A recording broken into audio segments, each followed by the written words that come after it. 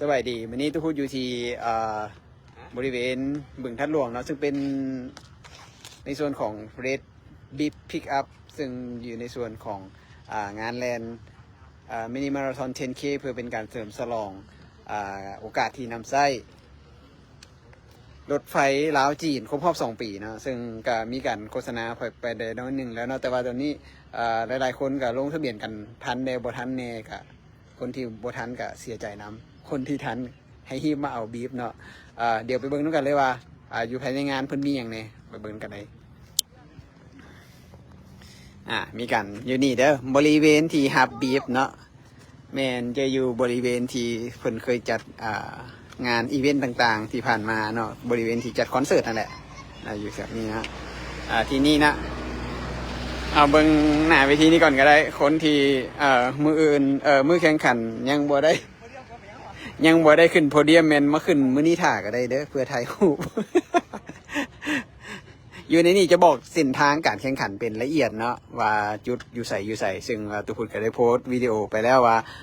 เส้นทางการแข่งขันเป็นแบบใดเบิ้งมันคือเลี้ยวๆแต่ว่าจริงๆถ้าหากพอมันเป็นระยะทางไกลเนาะถ้าเฮาแลนด์แท้แล้วจะบ่ได้เลี้ยวเพราะวันไหนเนาะกำหนดของการแข่งขันแมนในมื้อวันที่1 ธันวาคม 2023เนาะ5 โมงฮอดเริ่ม5 โมงครึ่งแต่ว่าบริเวณบูธจะเปิดประมาณ5 โมงเนาะแต่ว่าเริ่ม5 โมงครึ่งถือว่าให้นักเรียนที่จะเข้าร่วมการแข่งขันอันมา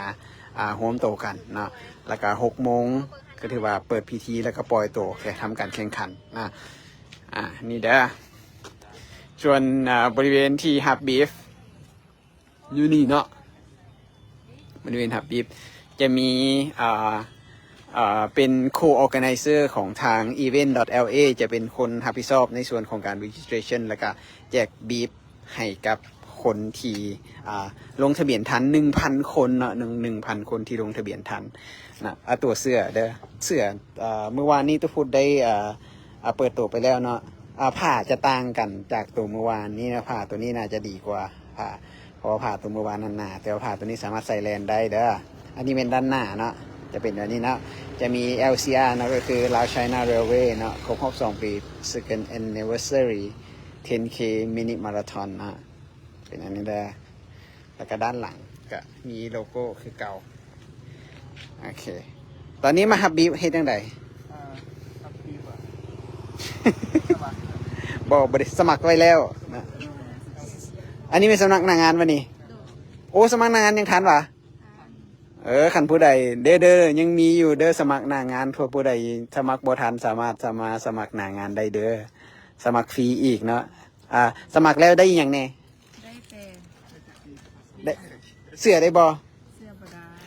คันสมัครหน้างานมันได้แต่บีฟเด้อแต่จะบ่ได้เสื้อเพราะว่าเสื้อมีจำนวนจำกัดเนาะให้สิทธิ์แก่ผู้ที่สมัครทันในรอบทำอิฐโอเคคนที่สมัครทัน คนที่สมัครทันเด่นน้องรัดน้อยกับมาเด้อคนที่สมัครทันเนาะจะอยู่ตรงนี้เนาะก็จะมาเข้าคิวให้พนักงานเฮาเป็นคนเช็คนะเช็คว่าบีฟของเฮาเป็นเลขอีหยังเนาะโดยจะเบิ่งจากชื่อนามสกุลแล้วก็เบอร์โทรศัพท์ที่ใช้ในการลงทะเบียนเนาะคันบ่สแกนคันบ่ได้เอาสแกนมาเฮ็ดได้ เบิ่งชื่อนามสกุลแม่นบ่จะมานี่นะแล้วเจ้าหน้าที่มันจะเจ็ดนะ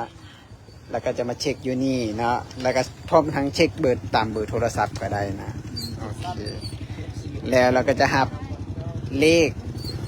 บีฟเข้าแข่งขันดังจากได้บีฟเข้าแข่งขันแล้ว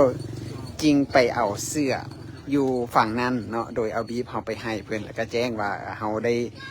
เลขอย่างก็ได้ขาแห้ง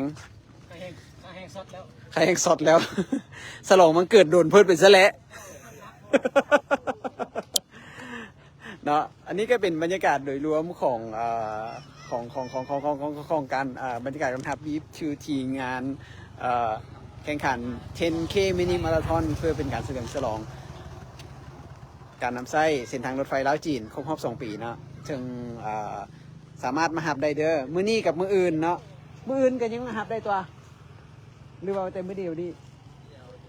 มือเดียวเด้อผู้ใดมาบ่ทันมื้อนี้ก็ถือว่าสละสิทธิ์ตอนนี้สิ6โมงแล้วเนาะยังมีเวลาอีก45นาทีถ้าผู้ใดมาบ่ทันก็ถือว่าสละสิทธิ์เนาะ โอเคขอลาเท่านี้ก่อนเนาะถ้าผู้ใดมีคำถามอย่างอยากจะถามมาได้เลยเนาะเดี๋ยวผู้ซีพยายามตอบให้เด้อขอบใจ